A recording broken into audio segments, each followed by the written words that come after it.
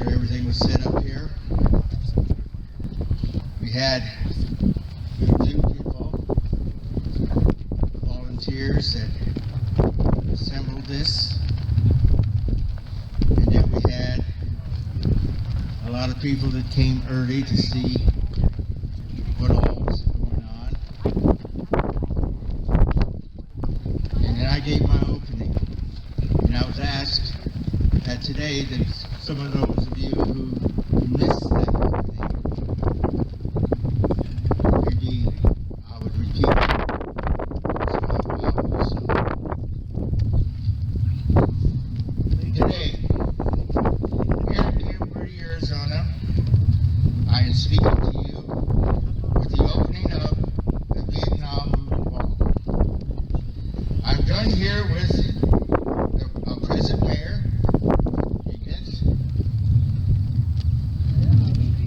workers, volunteers, the state workers of Arizona,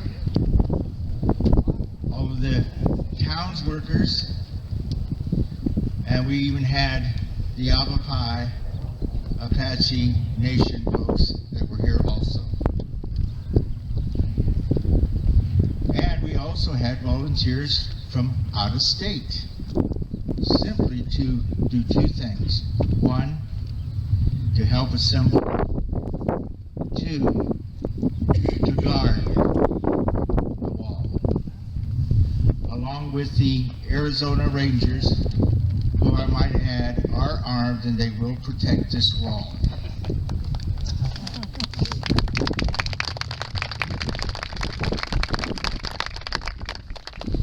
Behind me is one of three.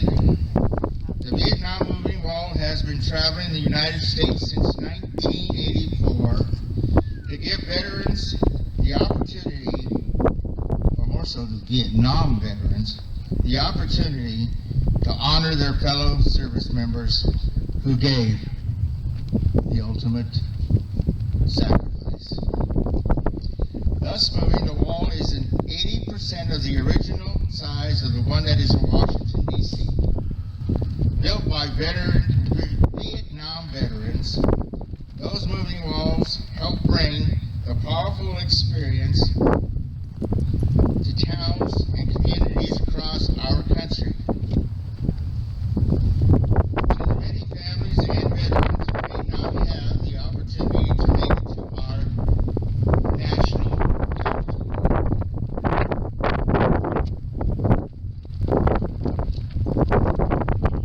And as a personal note,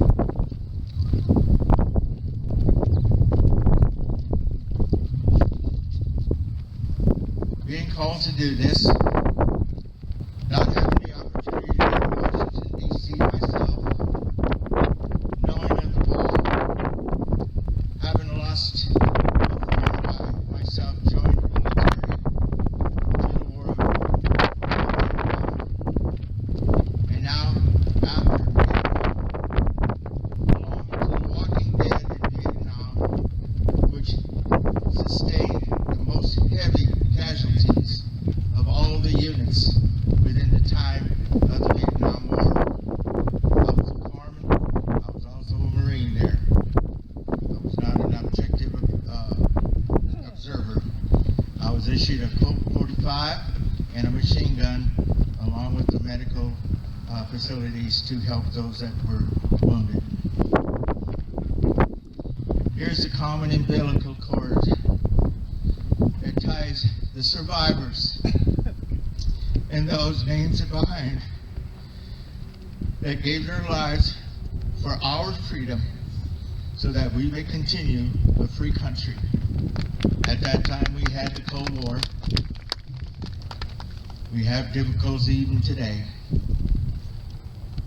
But here's what my common thread I can say exists.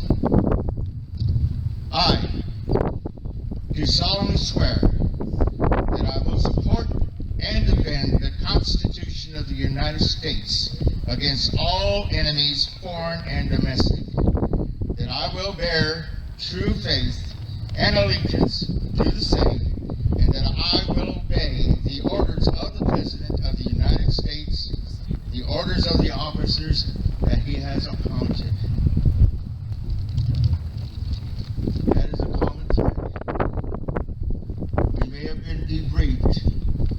have never been relieved of duty.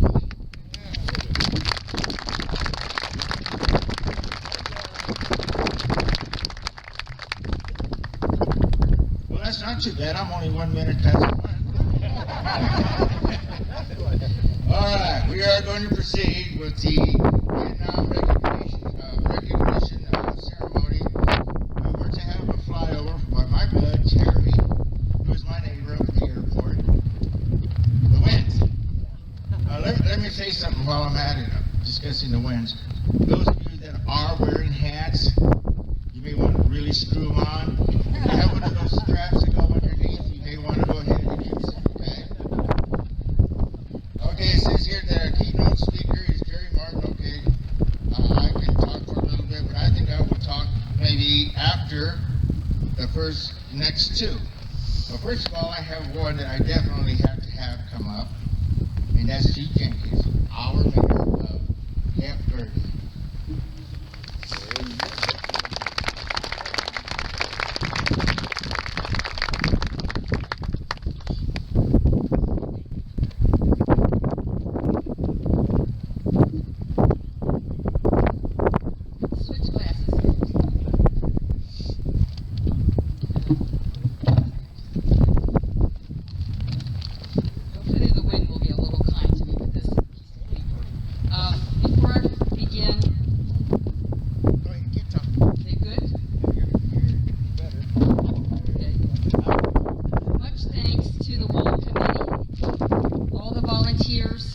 Town staff, and the Yavapai Apache Nation for this extraordinary event. Thank you all.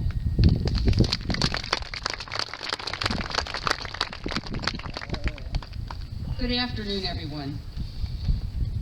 When I was asked to speak today, my initial reaction was my usual uneasiness, concern, and absolute dread speaking in public. You say, why am I mayor? Other reasons than speaking in public. I said to myself, pull yourself together. You can do this. Then yesterday, I observed the wall being assembled, and I was completely overwhelmed with emotion. Profound pride, yet deep sadness and grief for the sheer volume of names of individual men and women listed on the wall and the boards behind me. How do I find the words to express my gratitude and to honor those who fought and died and those who fought and returned and sit among us today? I say this, we are not perfect, our nation is not perfect, but the United States of America remains the greatest country on earth because of everyday Americans that through their service went to war, were willing to sacrifice their life to keep the United States of America free, to preserve my freedom and future generations. They and you are heroes. I will never forget the Vietnam War. I was a teenager in the 60s. Many classmates and friends, my own brother as a Marine went to Vietnam. After 6 months in a hospital in Japan, he did return home, but never to speak of that time again. I remember a divided nation, but not understanding why. Men and women in uniform always gave me a sense of pride to be an American. It still does. After much thought, the words came to me, and they are thank you. Thank you for fighting for me, for our country, for being the true heroes that you are. Those and you in front of me, I promise I will always remember. Thank you and God bless.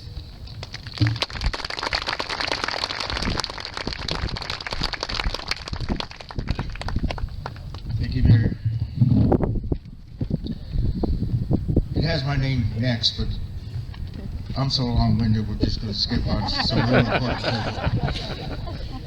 We have Trey Smith.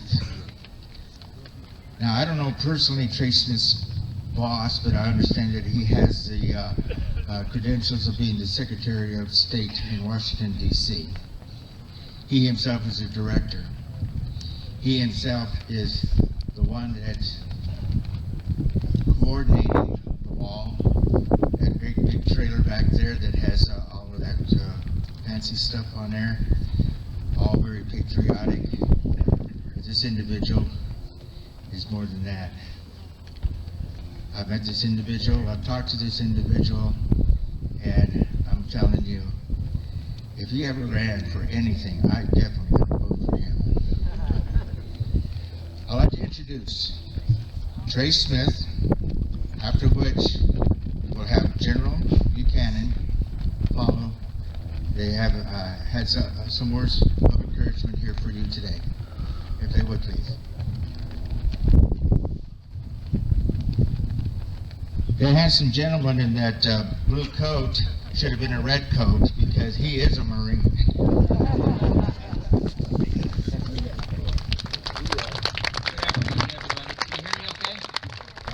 Okay, so I'm going to play catch up here and try and figure out what's going on. I got some notes here. I am a Marine. Nobody gave me a crayon, so I wrote it in a pen. So if I have any of my Marine brothers out there, if I start to struggle, I do remember my hand and arm signals to help me out. All right? Yeah, I need a crayon. Does anybody got one? Okay, all right, I'm just kidding around. So first of all, my name is Trey Smith. I'm the Deputy Director of the United States of America Vietnam War Commemoration. So I got the honor of meeting Sheila and her team and coming out here last November with the support of Nancy Fassbender and just being a part of this amazing event. So first of all, I am from D.C. Those of you who have hats on, nobody told me to bring a hat. So if you got sunscreen, I really appreciate some of that here. Okay. But so I came out here from Washington, D.C. to do this. And let me tell you, so I served 4 tours in Iraq and 2 tours in Afghanistan. Each time I came home, I had the opportunity to walk through to see a mass of people that said to me, "Welcome home," every single time I came home. And so I served 24 years in the Marine Corps, and retired, did a couple other jobs, but I had the opportunity to come join this commemoration. And I came to join this commemoration because in 2008, through the National Defense Authorization Act, Congress decided that we need to recognize our Vietnam veterans. In 2012, under President Obama, we had our very first ceremony on Memorial Day in standing up our commemoration. Our commemoration lasts until Veterans Day on 2025, in which our goal is to reach every single Vietnam veteran that we can possibly find and thank them and honor them for their service. And let me just say, I say that statement not without recognizing the families that supported the Vietnam veterans. There is no thanking and honoring any Vietnam veteran if we don't recognize the service and sacrifice of the families of those Vietnam veterans. We really don't. So as a quick demonstration, here's what I'm going to do. If you are the flag of this nation, I don't care what time, if you are the flag of this nation, please hold up your hand.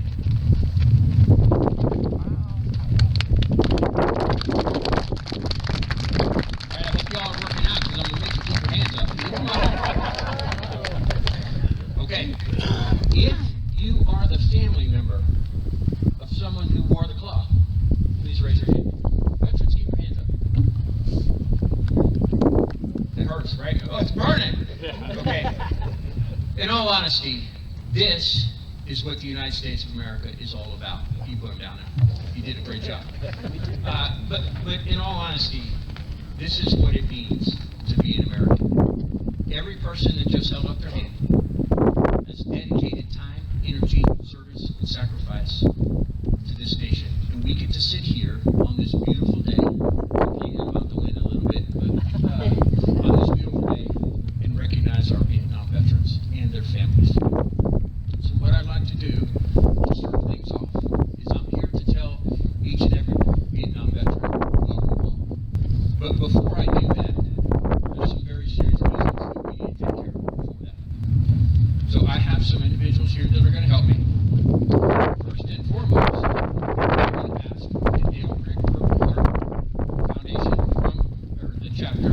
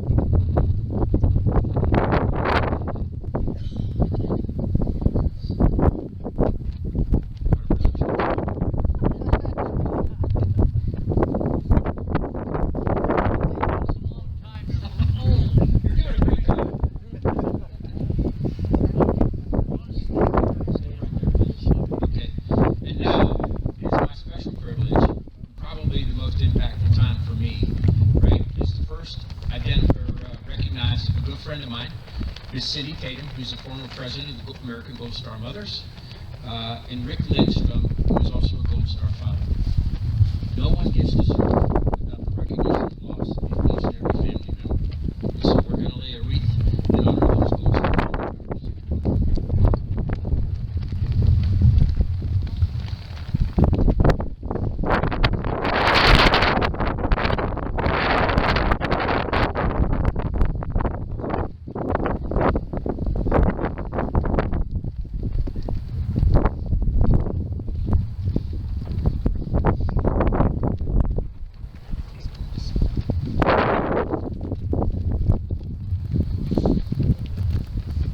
Thank you. Ladies and gentlemen, what you represent before you, what is represented here is the service and sacrifice of this nation. Thank you all.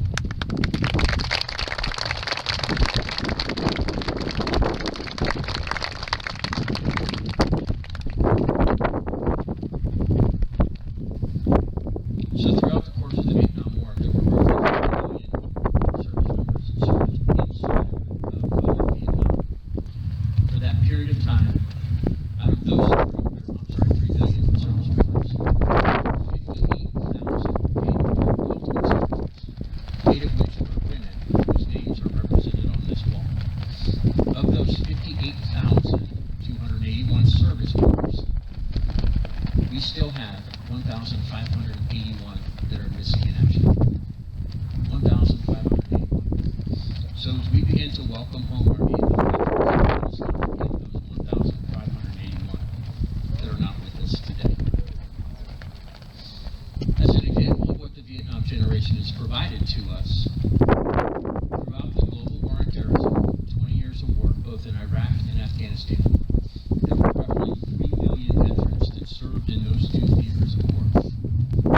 Same amount of veterans, 2 different locations. Instead of 58,281, we lost 7,000 service members during the Cold War on terrorism. That's it. That's it. We have 0 missing in action from the Iraq and Afghanistan war. And I would ask you, why is that? I would tell you that the service and sacrifice of our Vietnam veterans, the lessons that we learned, the way that they were taught when we came home, or they came home, the lessons in combat trauma, medical technologies, and the lessons we learned from this generation who sacrificed so much, has paid forth the greatest gift to this generation of veterans. So as you look at the service and sacrifice of that nation, the very first thing that I want to do is find somebody, unless Doris, you can do it on your own. Would somebody please bring Doris Evans forward? The mother of Army Sergeant Michael Allen Hill, who was killed in Vietnam. Okay, you gotta get up. I would also like to bring forth Maxine, who was You're gonna leave her in the wheelchair.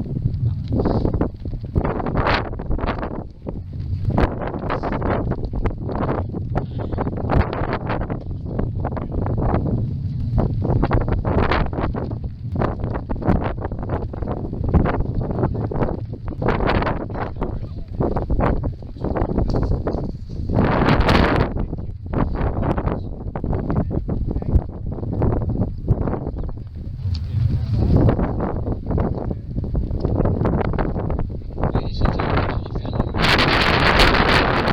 members of those friends and family that we have that represent the wall, these people bore the greatest cost. We thank you. We thank you for your service and your sacrifice. We have a very special gift today.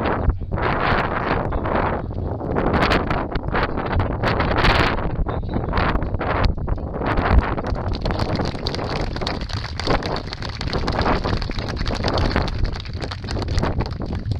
If there are other families in this audience who has a family member whose name is on this wall, we have a tent over there. It's a white covered tent.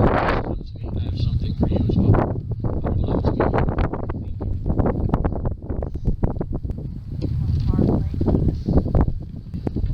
Thank you. Okay. Very much.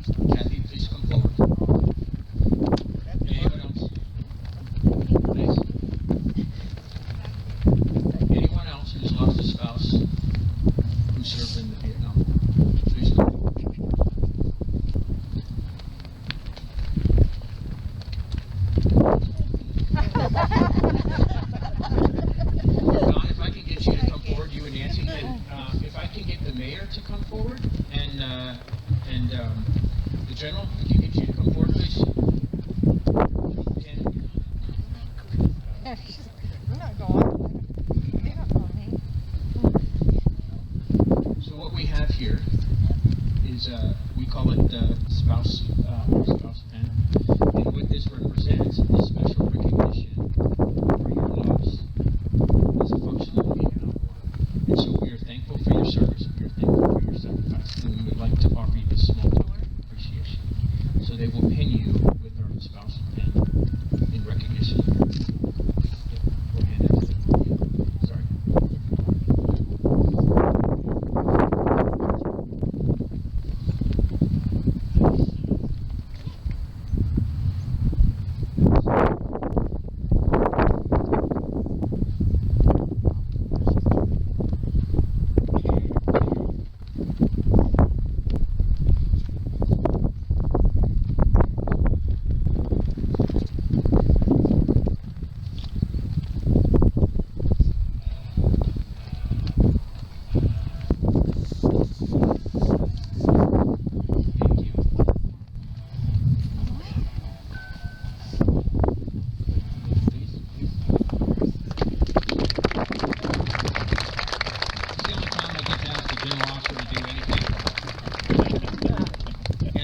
Too. Okay, so all of you people wearing those special hats and those special identifying markers who served from November 1st, 1955 through May 13th, 1975, if you wore the cloth during that time, I don't care if you were in Vietnam or not, because I'm going to tell you what, the service that I served in, principally the United States Marine Corps, I didn't get to pick where I wanted to go.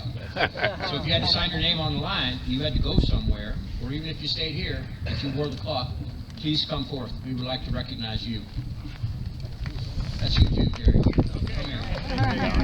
Come on up. We can start a line on this side and a line over here.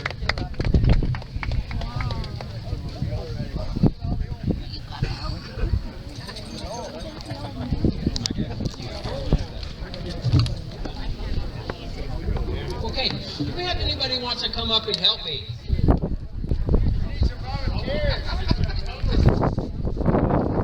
Where's the rest of the staff? Yeah, thank you, sir. Thank you. Let me get some.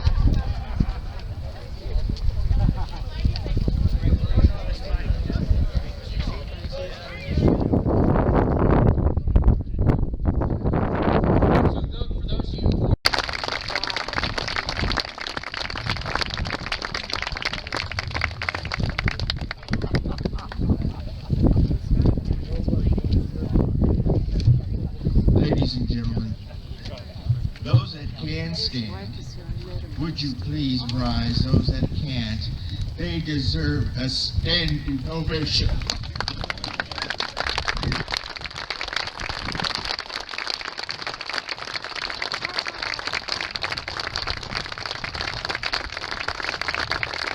I'm a little teary-eyed. I believe it's just the wind. I must have got some dust in my eyes.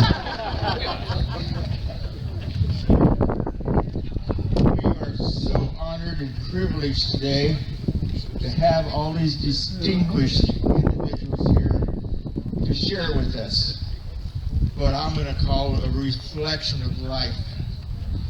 of those of us that survived and for those that did not.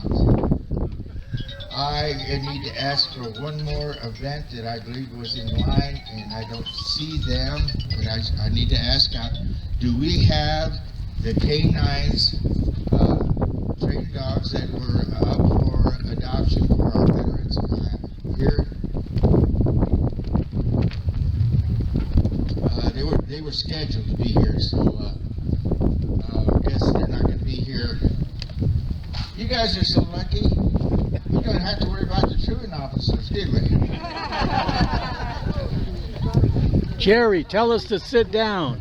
All right, everybody. Those that can sit down, everybody, please take your seats. Well, I'll tell you what. We're kind of doing this a little bit over again tomorrow. I'll tell you what, I don't know that we can follow such a good act as we already had today. What we have rescheduled or scheduled later on is we have the retirement of colors. That'll be done on the parade grounds. And this will be FW at 74. This will be out here. 7400. This evening at 6 o'clock. The evening ceremonies is 13 rolls of the American flag demonstration. And caps will be blown by Dr. on the right.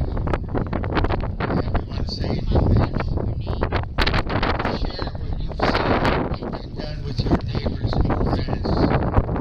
And the fact that we are here being shared, those of you that are out there that came for yourselves, and please come again. Again, I will let you know that the restrooms are in the back and that they're for porta potties in the area. We do have chaplains, and they have lanyards and identification cards. And if you're looking for somebody that you know that's passed, it's on this wall. Go to 305. There are computers there. Simply put in their name, and you will find out what panel and what line is on. And I believe we might have one more thing going here, so I'll turn it over to Sheila, and I'll just go ahead and let her close the ceremony off.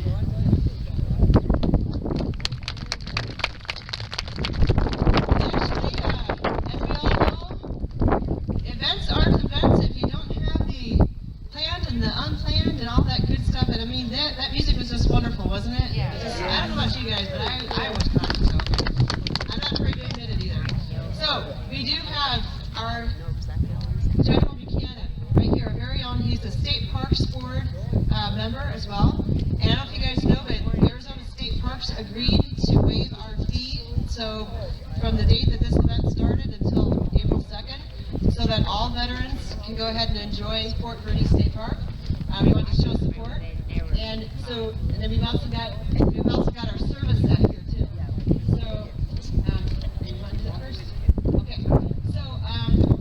So we've also got right here. It's Dr. Wright. If you had your teeth worked on by Dr. Wright, raise your hand. He's a retired dentist, y'all. So the thing is, he also has his special service set uniform, and he has been waiting since 1 o'clock. So what we're going to do is a special song. What we're going to do is we're going to go ahead and turn it over to Ron. Give this gentleman, give him a round of applause. Folks, those who were here this morning, when we flags and parade services heard the program, they asked me to repeat it again. I'm going to play each of the service songs, beginning with the Army, then the Marines, then the Navy, then the Air Force, Coast Guard, and Space Force. So, we'll begin with the Army. If you were served in the United States Army, we'd like you to stand while I play so that we may recognize you in your service. This is the United States Army Service Song.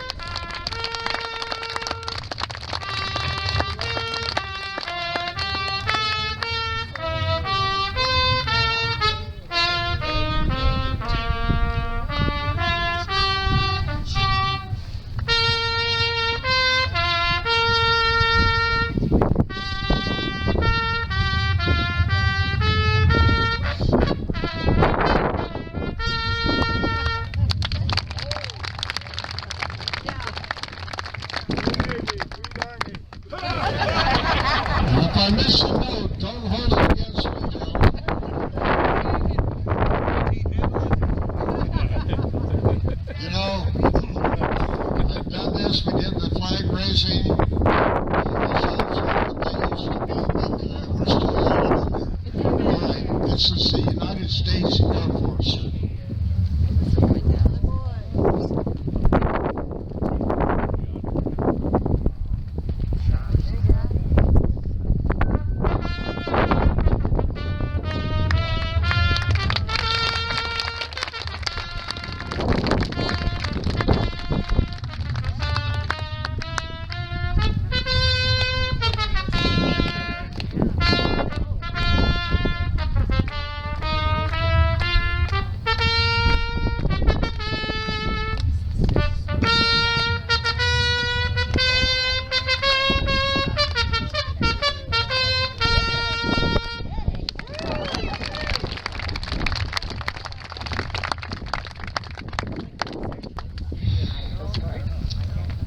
And finally, no, not finally, but United States Coast Guard.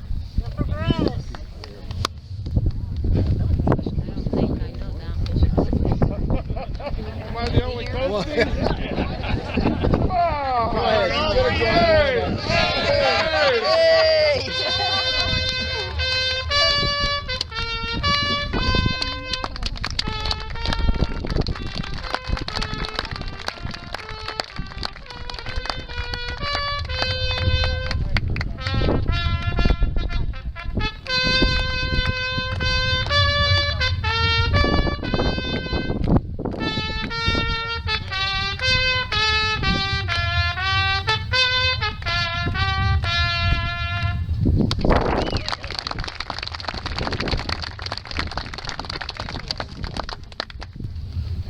Do we have any of the Space Force here today?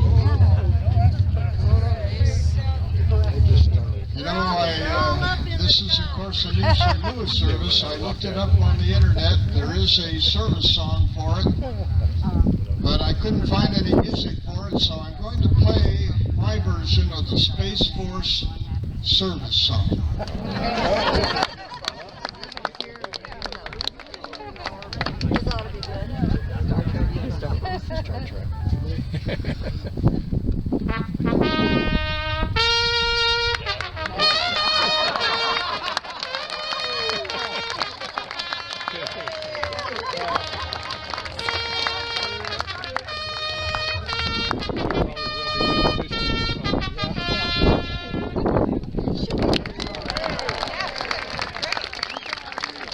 That's all that I can remember of it. Thank you very much, and I salute you all for your service.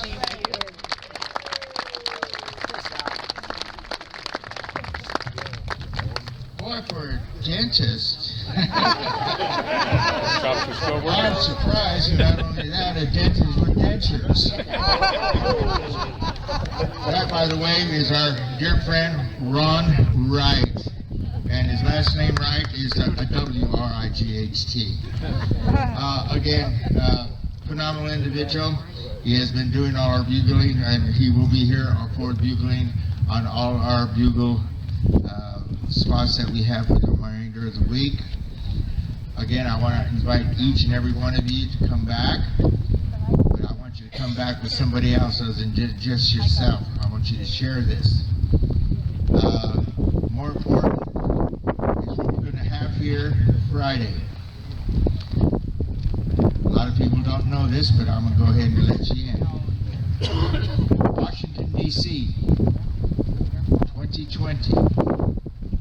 Donald J. Trump had a wonderful idea. He'd always tried to do for the indigenous people.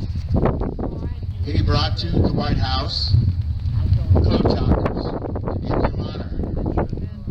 The media gave it a negative spin. He also, during his presidency, tried to give law enforcement sharing privileges to help combat women being kidnapped off of reservations. More law enforcement and even outside law enforcement might curtail this act of criminality that was happening. But then he decided he was going to come up with something that was not going to be downspin, and that was something he said should have been done to 500 years ago. What that something is to recognize that indigenous people who have always been ready to join any of the armed forces in the defense of what he says, they say is not just your country, but we say our country too.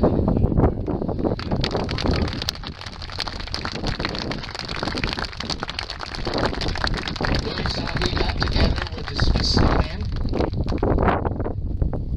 and he got this brainstorm.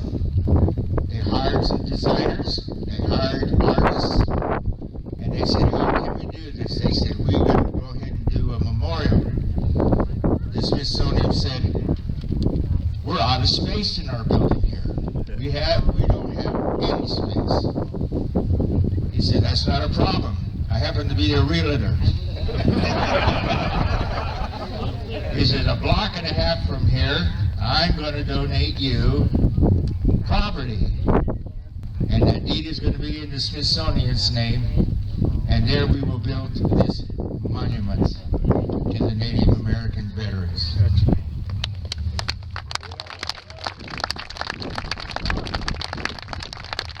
This project started in 2019. He said, I know it's asking a lot, but I would like to have it designed and everything laid out and completed by 2020. And I would like to be able to unveil it and dedicate it on Veterans Day 2020. Prior to that few months, as it's being completed, they were 2/3 of the way done, and the Smithsonian got a hold of Donald Trump and said, we ran out of our original funds. We're in real short. We just weren't going to have enough to make it. Donald Trump said, let me talk to my administration. Let me show them what we've done so far. Anyway, the guy called back and he says, we decided, dollar for dollar, we're going to match everything that you've already put into this project, which is 3/4 done. What we also know is that there's going to be some left. What we propose to do is to get together with those designers and artists, and from the Smithsonian building itself to the new monument dedicated to the indigenous people veterans, we want a pathway to show the individuals all that have participated in all our wars leading to that which is at the new memorial. The new memorial was completed, but as everyone knows, and I know especially here in Arizona, the shock of the results also shocked him. We had the pandemic. He said, we're going to have to put that aside and take care of this other business first. Well, needless to say, after January 6th, it stayed the way it was. He was not going to be our president.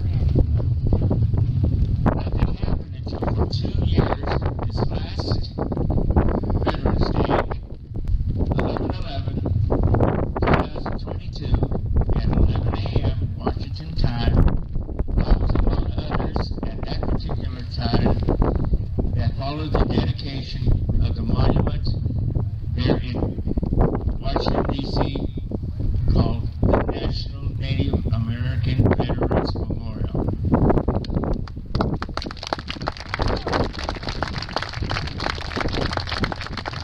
At that time, I gave all of the statistics that led up to it.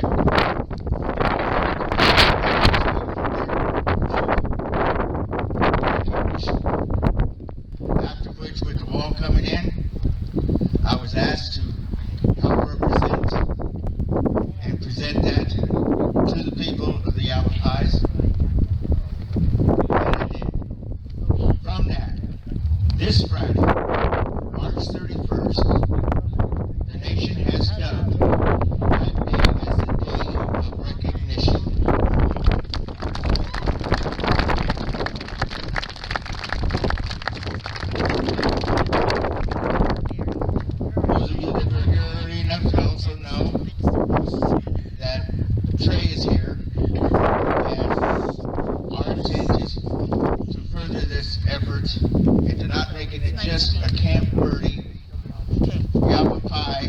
occupation, holiday, but to go further and see that this becomes, like the monument says, national, to make a national holiday of recognition of all Native Americans. And I'd like to introduce General Patel. Thank you. Thanks, I appreciate that. I just gotta say, I've never followed anybody that played the Star Wars games. I think we need to give him an extra hand. I am gonna make a couple of comments regarding the wall, regarding the Vietnam War, and first of all, I want to thank everybody who made this day possible. Sheila, you know, I represent the Parks Board, but I want to represent the state parks, as well as the town of Camp Verde Parks and Recreation, our law enforcement professionals, everybody who made this day possible. Thank you for bringing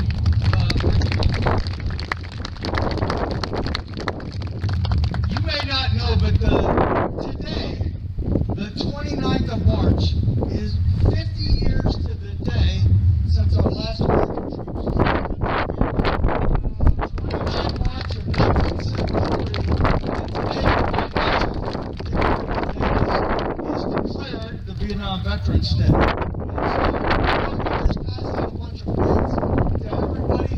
I'd like everybody here to give all of them a round of applause.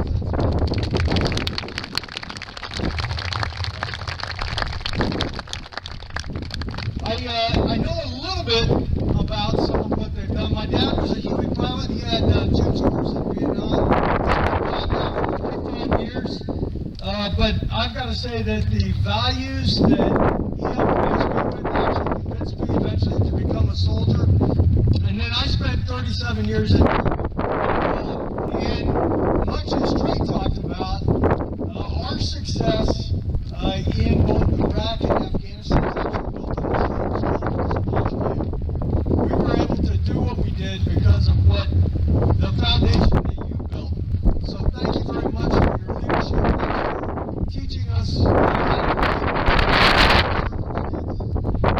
and for making our entire military become a super scratch than it is today, which has been really phenomenal.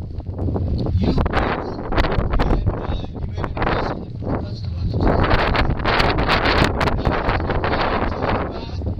mentioned heroes, and that's really what I want to focus my comment on today. You know, the wall in this memorial, the very first time I heard about it, I thought it was kind of a strange thing. I thought, what, a piece of granite with, I can't remember exactly the number at that time, it was 57,000 some names on it, now over 58,000. And I thought it was strange, this wall with a bunch of names on it. The first time I went to see the wall in Washington, D.C., I realized it wasn't just a bunch of names. Every one of those names represents a person, a man or a woman who gave his or her life for the rest of us. It's really powerful when you think about it, and you think about it in terms of individual sacrifice, in terms of family sacrifice. So I'm going to talk about 2 of the people that are on that wall that are from Arizona today. I'm going to preface it by talking about heroes, because I think this is a term that we use and frequently misuse and maybe don't think about too much. If you ask your typical American citizen who their heroes are, you're going to get names like Tom Brady, LeBron James, Beyonce, and even Miley Cyrus. Now, the problem is we've confused celebrity status, or being famous, with being heroic. If you look the word hero up in the dictionary, you'll see that it comes from the ancient Greeks. There's really only 2 requirements to being a hero: courageous acts and a noble purpose. And I'll get into those in a little bit of detail in a minute, but first I'm going to tell you about 2 heroes from Arizona. First one is Billy Lane Lawfer. Billy Lane he's from Phoenix. was a private first class in Charlie Company, 2nd Battalion, 5th Cavalry of the 1st Cavalry Division. And on the 21st of September of 1966 in Bindin Province, he was on patrol with his squad. The squad was hit in an ambush by machine gun fire from 2 different concealed bunkers. And they were carrying some troops that had been wounded from a previous engagement on the force. When this ambush kicked off, the men laid the horses down, but the guys that were already wounded in those litters were under fire and were exposed to the machine gun fire from these 2 bunkers. Private First Class Laufer engaged both bunkers and tried to draw their fire, but nobody else was able to actually move and join him in an assault. So he got up on his own and single-handedly rushed both of these machine gun both of these machine gun bunkers and drew their fire. And when he did so, that enabled the rest of the squad to maneuver on those bunkers, destroy those troops, and actually recover the wounded. For his actions that day, as you might imagine, he lost his life. He sacrificed his life for the rest of the troops in his squad. And I would argue for all. And his name is on that wall. That was 21 September 1966. And for his acts that day, he was awarded the Congressional Medal of Honor. Our other soldier, or correction, Marine, was also awarded the Congressional Medal of Honor. And this is Oscar Palmer Austin, who was also from Phoenix. Private First Class Austin served in Company E, Echo Company, 2nd Battalion, 7th Marines, 1st Marine Division. And just west of Da Nang, on the 23rd of February 1969, he was in a OP, or observation post, and manning a machine gun as an assistant machine gunner. And early that morning, 23 February, his position, his OP, was attacked by overwhelming force from NVA soldiers.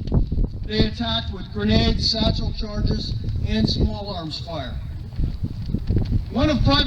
Even though Private First Class Austin was able to return fire and was in a pretty well protected position in his fighting position, his foxhole, you might call it, one of his fellow Marines was very seriously wounded and fell unconscious. And that Marine was exposed to enemy fire. Private First Class Austin got up out of his foxhole, the relative safety of his foxhole, and ran to help treat his fellow Marine. Right when he got there, at this fallen Marine's position, he noticed an enemy soldier throw a grenade. Private First Class Austin jumped in front of the grenade and laid down between the grenade and his fellow Marine, and took the bulk of the shrapnel in his back. He was not killed from that. However, another NVA soldier stood up and was getting ready and drew a line of a bead with his rifle on the fallen Marine. Private First Class Austin got again in front of the bullet and lost his life. He gave his life, he didn't just lose it. But based on that, in his ignoring his own injuries to save a fellow Marine, whose life was in fact saved, he gave up his own. Both of these men were awarded the Congressional Medal of Honor posthumously. Both are from Arizona, and both are just 2 of the more than 58,000 names on that wall. So when you think about heroes, think about those requirements I talked about. Courageous acts and a noble purpose. Now if I asked any of you what courage meant, I'd probably get a lot of different answers about being brave, about acting without fear, or maybe acting in spite of your fears. But I like to go back to the root of it. Courage is a word that comes from the French. The word in French is coeur, which means heart. So those who act with courage act with a full heart. Same thing, by the way, the analogy works in Spanish too. Corazón for heart and coraje for courage. So when you act courageously, you act with a full heart. And as far as noble purpose goes, I can't think of a more noble purpose than serving others. So heroes act with a full heart and serve others. Now here's the key point. You don't have to sacrifice your life to be a hero. You don't even have to serve in the military to be a hero, or in law enforcement or anything else. Being a hero is acting with a full heart and serving others. Now, if you're looking for your heroes in People magazine or Sports Illustrated, you're probably going to be led astray. Look instead to your left and right.